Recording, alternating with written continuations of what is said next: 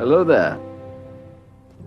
Petit Jedi et petit Sith, sans oublier les grands fans de Star Wars, comment allez-vous? Il y avait clairement un manque d'idées pour ce final. Bref, revenons sur le dernier épisode de la saison 3 qui nous révèle enfin le plan de Gideon depuis le tout début, plan qui ne fait que commencer. Et je vous en parle et c'est juste après vous avoir souhaité un bon moment.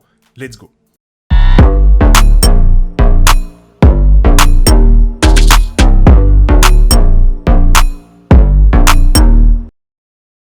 Le plan complet de Moff Gideon est un mystère depuis le début de The Mandalorian. Cependant, l'épisode 8 a finalement révélé ses plans, mais aussi une théorie de longue date. Cette révélation relie tous les points du plan de Gideon et explique son arc dans l'ensemble de la série, tout en faisant allusion à la direction de l'avenir de Star Wars. Voir toute l'étendue de ce vers quoi Gideon travaille, ainsi que la confirmation d'une théorie populaire, est très gratifiant après avoir suivi ce fil conducteur depuis le tout premier épisode de The Mandalorian. Cela réfute aussi apparemment d'autres théories, mais cela peut ouvrir plus de possibilités pour le Mandoverse. Les téléspectateurs peuvent désormais revenir sur les 2 premières saisons de The Mandalorian et comprendre la vue d'ensemble du plan de Gideon à la lumière du dernier épisode. Regarder des films et des émissions de télévision Star Wars pour la première fois est toujours très amusant, mais il peut être tout aussi agréable de revenir au début en sachant comment l'histoire se termine. Dans le même temps, la révélation du plan de Moff Gideon soulève toujours des questions majeures, tout en ayant de grandes implications pour le Mandoverse et l'ensemble de la franchise. Bien que le final de la saison 3 ait pu mettre fin à certains éléments, ce n'est certainement pas la fin de tout ce qui a été établi par la série, mais en fait, c'est juste le début.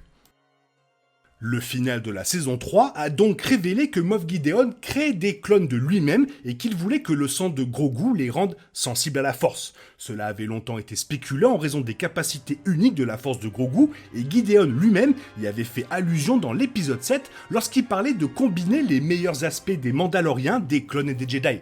On ne sait pas si le plan de Gideon aurait fonctionné comme il le souhaitait, mais s'il avait réalisé, alors lui et l'Empire auraient eu une armée de soldats illimités avec une armure mandalorienne et des pouvoirs Jedi. Mais en fait, c'était plutôt pour lui à la base.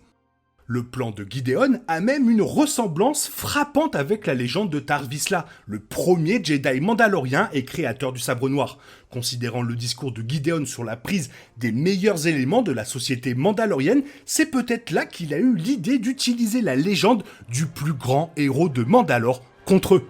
Quoi qu'il en soit, les clones de Gideon auraient été dévastateurs s'ils avaient vécu, surtout s'ils maniaient des armes de la garde prétorienne plus puissantes que les sabres laser. Et cela rend la fureur de Gideon compréhensible et surtout ça rend la fin encore plus satisfaisante lorsque Din Djarin, Grogu et Bo-Katan sont enfin capables de le vaincre.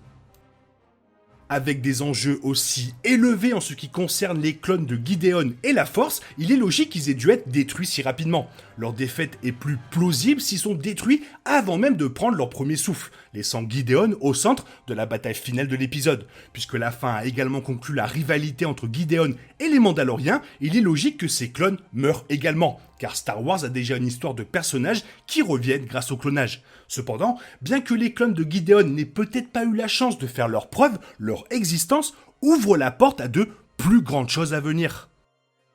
Moff Gideon ayant presque réussi à créer des clones de force peut encore avoir un impact majeur sur les futurs projets Star Wars. Le grand amiral Thrawn devrait revenir dans la série télévisée Ahsoka et des clones avec la force conviendraient parfaitement à son plan compte tenu de l'histoire du personnage dans Legends. La trilogie Thrawn de Timothy Zahn a demandé au grand amiral Thrawn d'utiliser l'ancienne technologie de clonage de Palpatine pour créer une toute nouvelle armée de Stormtroopers qui a presque submergé la Nouvelle République. Le clone fou du Jedi Jorus Sebaot a également utilisé la main coupée de Luke Skywalker pour créer un clone appelé Luke Skywalker avec 2 U, afin que Thrawn puisse utiliser la technologie de Gideon pour faire quelque chose de similaire. L'accent mis sur les clones avec la force peut également préfigurer le retour de Palpatine ou bien sûr la création de Snoke, insensible à la force génétiquement modifiée. Les récentes émissions de télévision Star Wars Disney+ se sont toutes concentrées sur le clonage impérial. Et la saison 3 de The Mandalorian a continué à se connecter avec la trilogie de suite, donc ce ne serait pas hors de question. Il a été confirmé que Bradley Hux travaillait sur le projet Necromancer de Thrawn, le nom impliquant un lien avec Palpatine, Snoke ou bien sûr quelque chose de pire. Quelle que soit la manière dont le clonage de la Force finira par être utilisé, il sera le résultat du travail de Moff Gideon tout au long de The Mandalorian et il reste à voir quelles autres théories seront confirmées à l'avenir.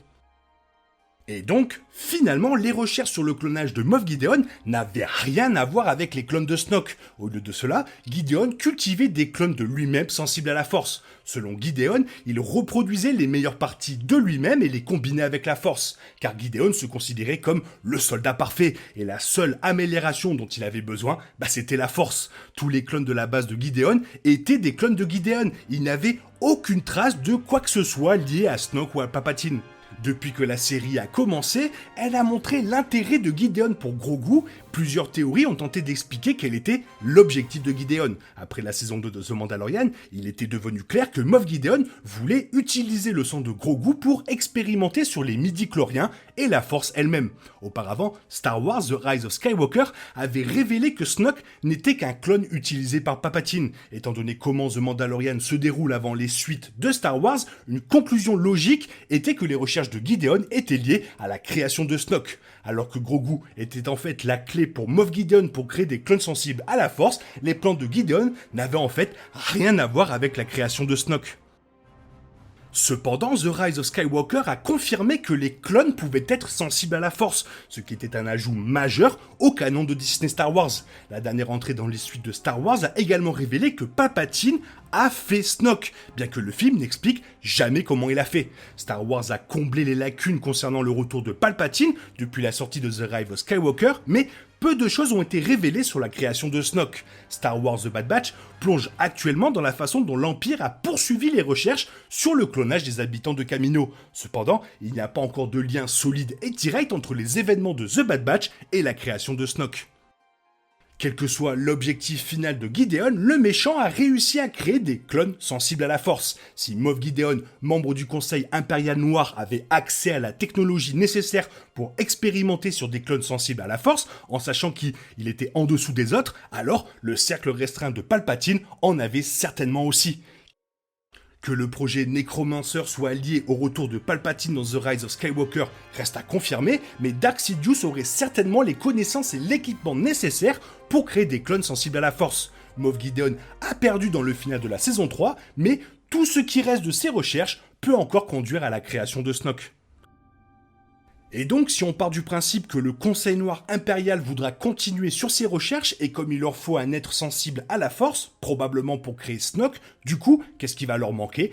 Le sang d'un être sensible à la Force comme Grogu. Et donc, voilà comment pourra se passer la suite des événements dans le Mandoverse. Toi, qu'est-ce que tu en penses ? Fais-le moi savoir dans la zone commentaire, sinon il est temps pour toi de reprendre le cours normal de ta vie, et on se retrouve demain pour une nouvelle vidéo.